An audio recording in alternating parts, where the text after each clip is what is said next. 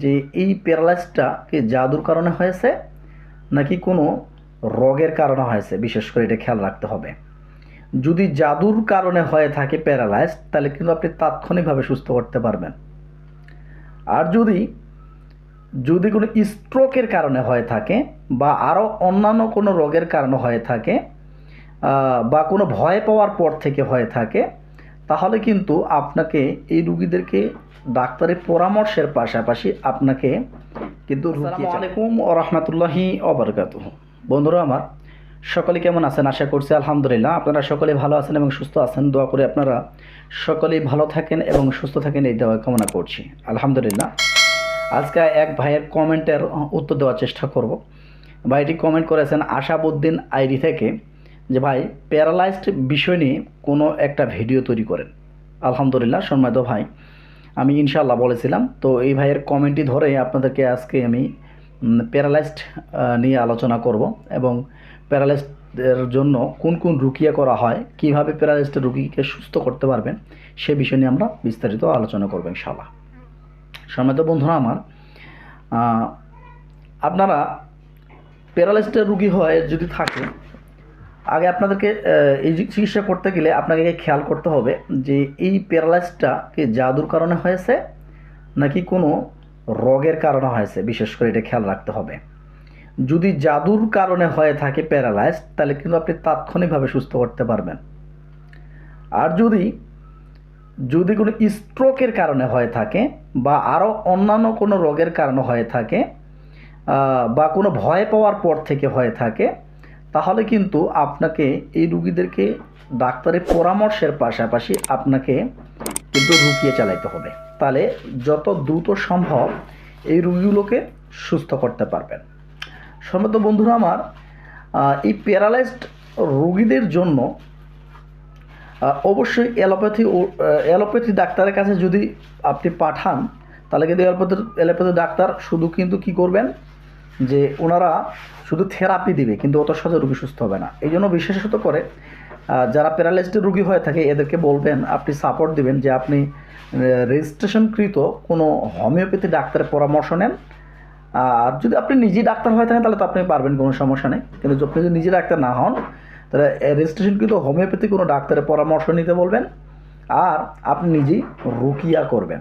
সম্মানিত বন্ধুরা আমার, তো এই রুকিয়াগুলো বা এই আমলগুলো কীভাবে করবেন সে বিষয় নিয়ে আজকে আমাদের বিস্তারিত আলোচনা।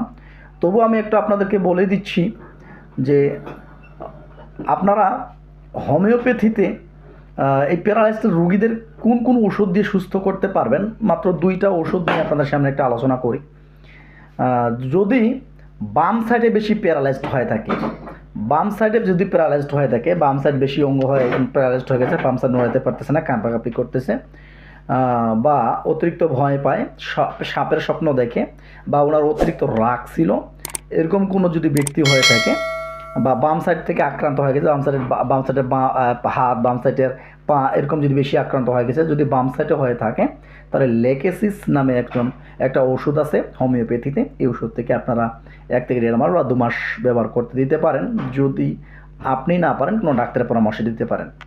আর যদি ডান সাইডে প্যারালাইজড হয়ে থাকে, যদি ডান সাইডে প্যারালাইজড হয়ে থাকে, তাহলে ওই ব্যক্তির যদি দয়া মায়া বেশি হয়, ওই ব্যক্তির যদি দয়া মায়া বেশি, মানুষের বিপদে এগিয়ে যায়, মানুষের কাছে ভালোবাসার পাত্র হয়ে থাকে, এরকম কোনো লক্ষণ থাকলে, মানসিক লক্ষণ থাকলে, ওই ব্যক্তির আপনি একটা ওষুধ আছে হোমিওপ্যাথিতে কস্টিকাম, এই ওষুধটিকে ব্যবহার করতে পারেন। তো সম্মানিত বন্ধুরা আমার, প্যারালাইসিস রোগীদের জন্য বিশেষ করে যারা ডাক্তার তারা ব্যবহার করতে পারবেন। আর যারা ডাক্তার নন, যারা হোমিওপ্যাথি সম্পর্কে একটু ধারণা খুবই কম, তারা অবশ্যই একটা হোমিওপ্যাথি ডাক্তারের পরামর্শের এই ওষুধগুলোকে ব্যবহার করবেন এবং পাশাপাশি আপনি নিজে রুকিয়া করবেন বা তদবির করবেন। তো এখন এই তদবিরগুলোকে কীভাবে করবেন সে বিষয়ে নিয়ে আলোচনা করি। আপনাদেরকে আমি কি করতেছি, একটা দেখেন ভালো করে, যে স্ক্রিনের মধ্যে একটা আমি দোয়া দিয়ে দিচ্ছি, দোয়াটা দিয়ে দিচ্ছি। এই দোয়াটাকে আপনারা সুন্দর করে মুখস্থ করবেন, ঠিক আছে? আর আরেকটা আমল আছে আপনার আয়াতে শিফা, এই আয়াতেও আমরা কি করব, স্ক্রিনে দিয়ে দিব, সুন্দর করে আপনারা ওগুলো মুখস্থ করে নেবেন। সর্বপ্রথম আপনার কী করতে হবে, যে প্যারালাইজড রুগীগুলো আসবে, সেই প্যারালাইজডের রুগীগুলোকে আপনি সকালবেলা করে আসতে বলবেন। কোন সময় আসতে বলবেন? প্রতিদিন সকালবেলা করে আসতে বলবেন, ঘুম থেকে ওঠার পর, বা বাসি মুখে আসতে বলবেন। বিশেষ করে যখন উনি ব্রাশ নাই করতে, এমন সময় আসবেন।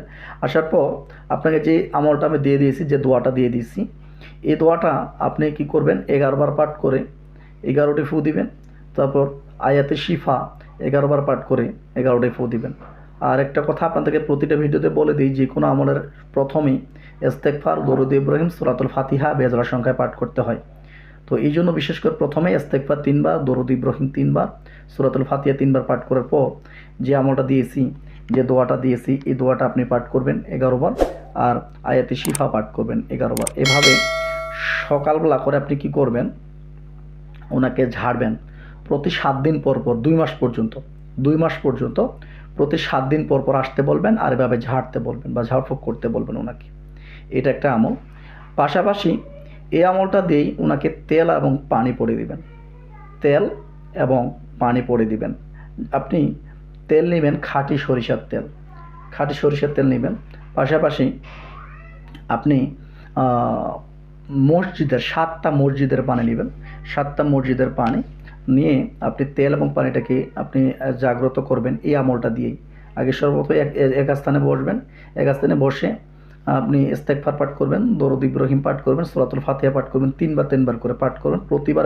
প্রতিবারে ওই তেলে এবং পানিতে ফু দিবেন।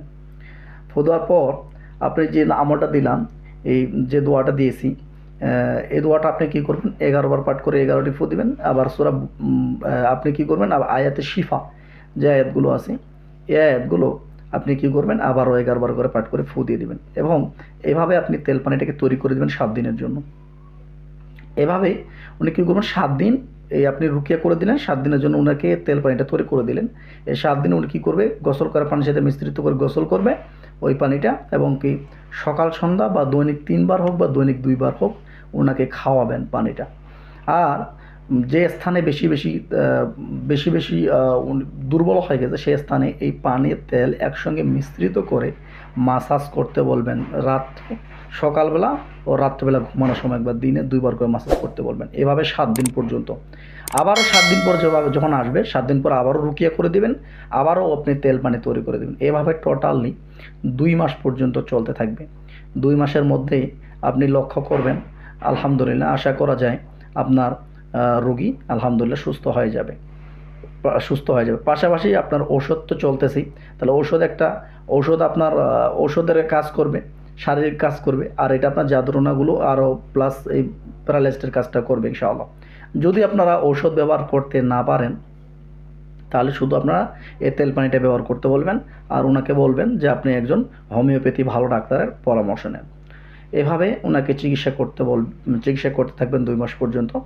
সম্মানিত বন্ধুরা আমাদের এই ছিল আজকের ভিডিও।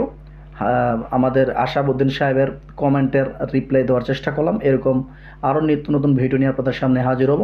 কে কোন বিষয় নিয়ে ভিডিও চাচ্ছেন সেই বিষয়ে কমেন্ট করবেন, আমরা সেই কমেন্টের রিপ্লাই অনুযায়ী আপনাদেরকে ভিডিও দেওয়ার চেষ্টা করব। ভিডিওটি যদি ভালো লাগে অবশ্যই লাইক করবেন, এবং কে কোথা থেকে দেখছেন কমেন্ট করে দেবেন। আর এই আমলটির যারা ইজাজত নিতে যাচ্ছেন, কমেন্টে লা ইলাহা ইল্লাল্লাহু মুহাম্মাদুর রাসূলুল্লাহ সাল্লাল্লাহু আলাইহি ওয়াসাল্লাম লিখে নাম লিখবেন, বাবার নাম মায়ের নাম লিখে আপনারা ওস্তাদ ইজাজত চাই লিখে কমেন্ট করবেন। আমি আপনাদেরকে ইজাজত দেওয়ার চেষ্টা করব। সকলে ভালো থাকবেন, সুস্থ থাকবেন। আসসালামু আলাইকুম ওয়া রাহমাতুল্লাহি ওয়া বারাকাতুহু। আল্লাহ হাফেজ।